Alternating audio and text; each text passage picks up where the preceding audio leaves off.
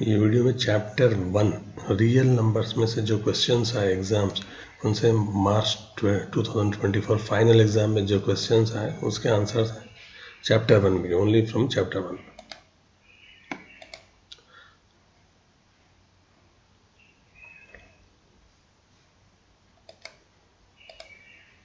यहाँ पहला क्वेश्चन, ये क्वेश्चन आया था 2 मार्क्स के लिए। Express 360 as product of prime factors. 360 को क्या लिखना, प्रोडक्ट ऑफ प्राइम फैक्टर्स। अब इसमें समझना क्या है, बोले तो प्राइम नंबर्स कौन सा है।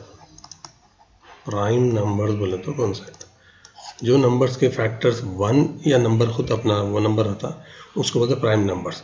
फॉर एग्जांपल 2 एक प्राइम नंबर है क्योंकि ये 1 उसका एक फैक्टर 1 है और एक इसका फैक्टर 2 है। 3 है, ये भी प्राइम नंबर है, इसका फैक्टर 1 है, इसका फैक्टर 3। इसके अलावा और किसी से डिवाइड ना होता है इन्हें, या किसी और का मल्टीपल ना होता है।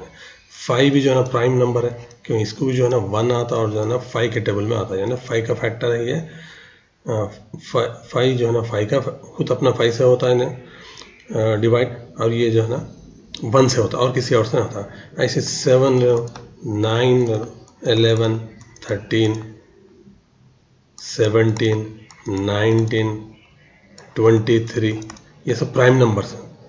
अब 21 है, क्या है प्राइम नंबर है, नहीं होता क्योंकि इसके फैक्टर्स 1 से भी होता है इन्हें मल्टीपल, और 3 से भी होता है इन्हें, 7 से भी होता है, सही है, और 21 से तो होता ही होता। तो यहाँ पे 4 से हो रहा, 1 से हो रहा, 3 से हो रहा, इन्हें 7 से भी 21 आता, 21 से भी 21 आता अपने को फैक्टर। तो 21 जो है ना प्राइम नंबर नहीं होता।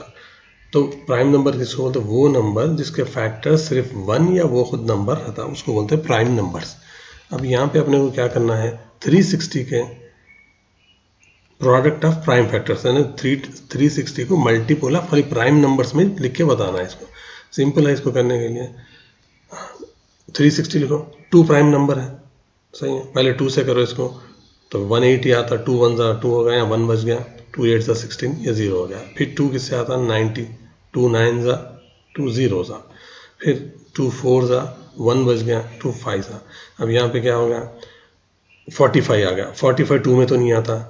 नेक्स्ट प्राइम नंबर उसको अपन 3 में भी आता है, 5 में भी आता है। प्राइम नंबर्स लेना है सिर्फ अपने को, सिर्फ प्राइम नंबर्स लेना है। अगर ये 3 भी ले तो आंसर गलत नहीं आता।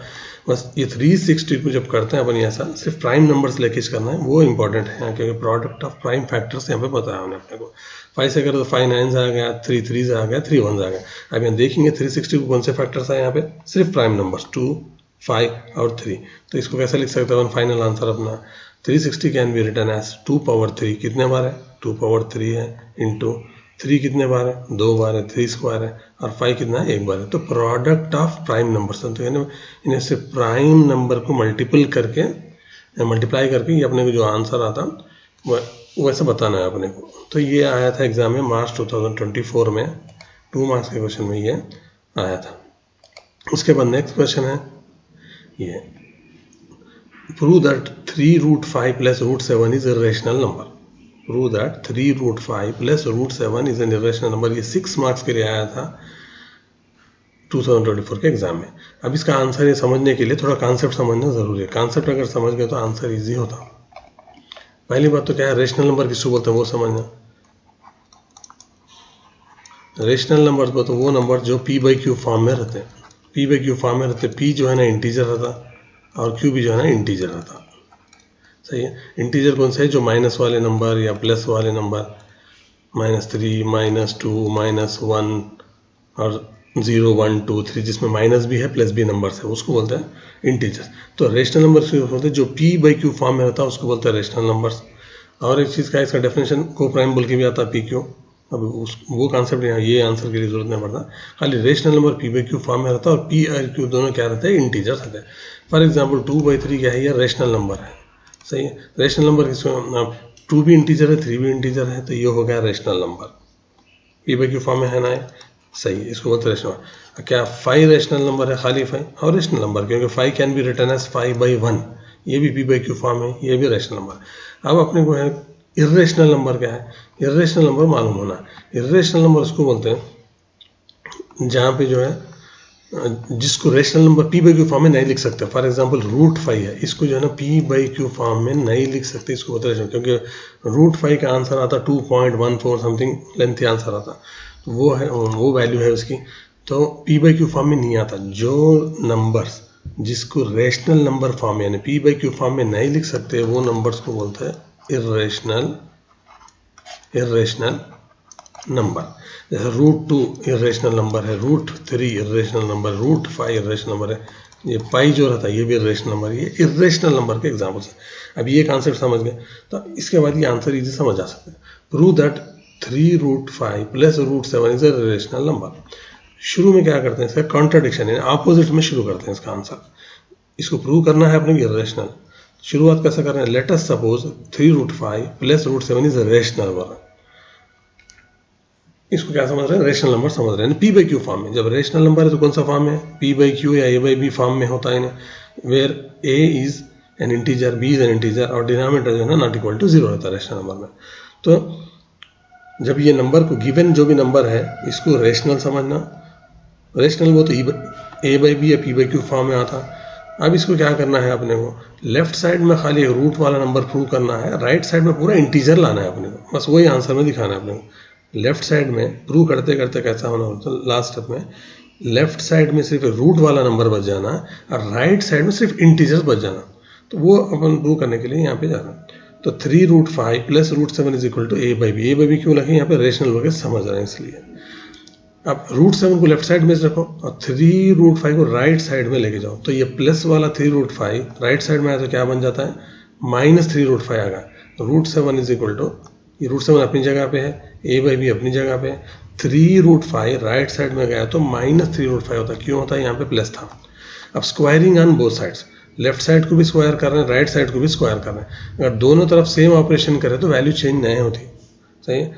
यहाँ पे जो है ना √7 को स्क्वायर कर रहे हैं और a बाई बी -3√5 को स्क्वायर कर रहे हैं, तो यहाँ पे क्या होता, तो √7 का स्क्वायर, अब अपने को यहाँ पे समझना क्या है, कोई भी नंबर रूट के नंबर को अगर स्क्वायर करें तो क्या होता है, √7 इंटू √7 होता है, ये होता है √49।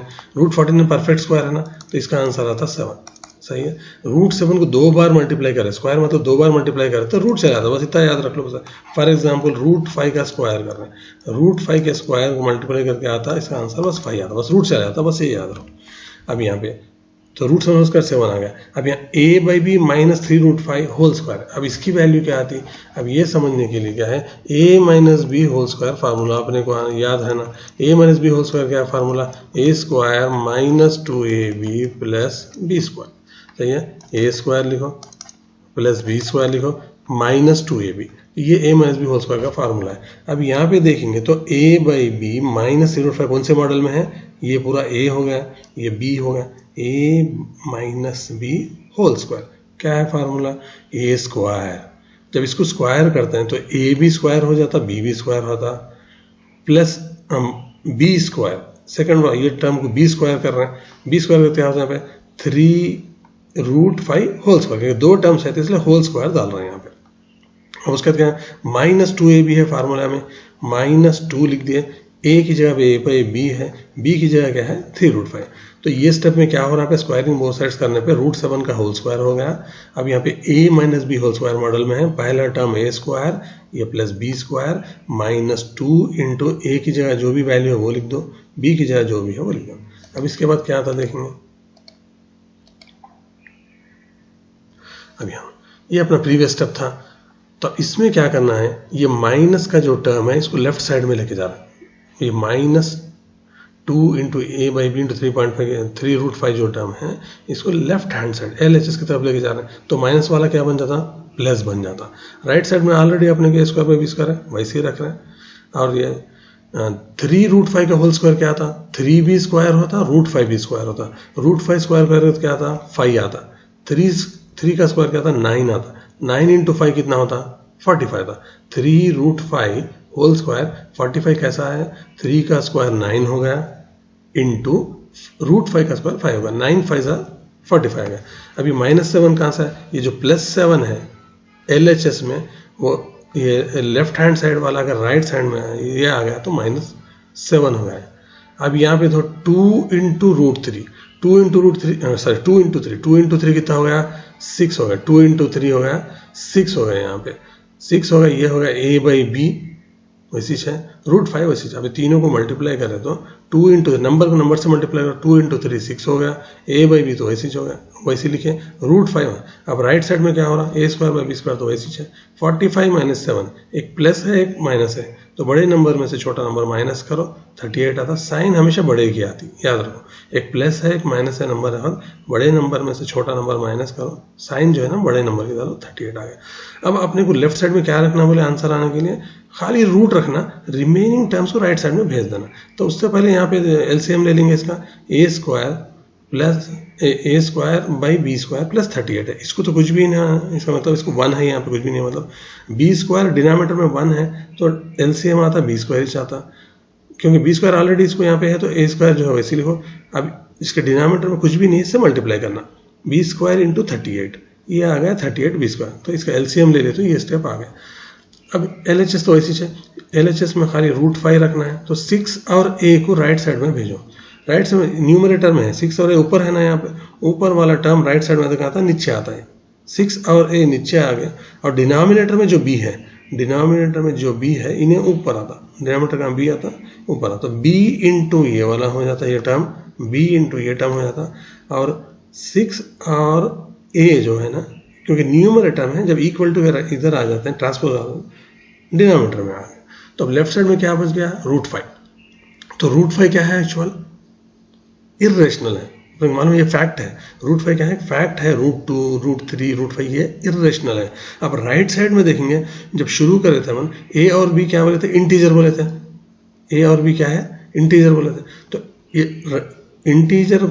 इंटीजर से मल्टीप्लाई करो या इंटीजर से ऐड करो तो न्यूमरेटर पूरा इंटीजर आता, डिनोमिनेटर में a तो इंटीजर है, इंटीजर को अगर एक नंबर से मल्टीप्लाई करो तो इंटीजर आता, तो न्यूमरेटर में भी इंटीजर हो गया, डिनोमिनेटर भी इंटीजर हो गया। तो ये कौन से फॉर्म में आ गया अपने को, p बाई क्यू फॉर्म में आ गया, जहाँ p भी इंटीजर है और q भी इंटीजर। इसका मतलब क्या हुआ, लेफ्ट हैंड साइड में इरेशनल है equal to p by Q form में रेशनल हो गया, तो √5 which is irrational equal to rational बोल के आ गया। ये फैक्ट के अगेंस्ट है, क्यों अगेंस्ट है, √5 तो इरेशनल है, इरेशनल रेशनल के बराबर नहीं हो सकता, इरेशनल रेशनल के बराबर नहीं हो सकता, तो इसमें क्या हुआ, तो यहाँ तो ये फैक्ट जो है ना रॉन्ग हुआ था, √5 can not be rational, √5 can not be rational, यहाँ एक rational number equal to rational number बोल रहे हैं, तो ये जो है ना रॉन्ग है। Since a b are integers, ये होल टर्म जो है ना अपना p बाई क्यू फॉर्म में जो रेशनल हो गया, देयरफॉर √5 इज इरेशनल बोल के जब स्टेप्स अपन करते करते कहाँ पहुंचे अपन, √5 इज रेशनल बोला। जब √5 रेशनल तो होता नहीं, फैक्ट क्या है, कॉन्ट्राडिक्ट टू द फैक्ट, यानी जो सच्चाई है वो √5 क्या है, इरेशनल है। तो अपन सॉल्व करते हुए क्या आया, √5 क्या है, रेशनल है। तो शुरू में जब जो समझे थे वो अपना अजम्पशन, लेट जो भी समझे थे equal to rational is wrong, यानी रेशनल बोल के शुरू करे थे, करते करते यहाँ पे क्या है, यहाँ पे एक रॉन्ग फैक्ट पे आ गए। इसका मतलब शुरू में जो सोचे थे वो रॉन्ग है।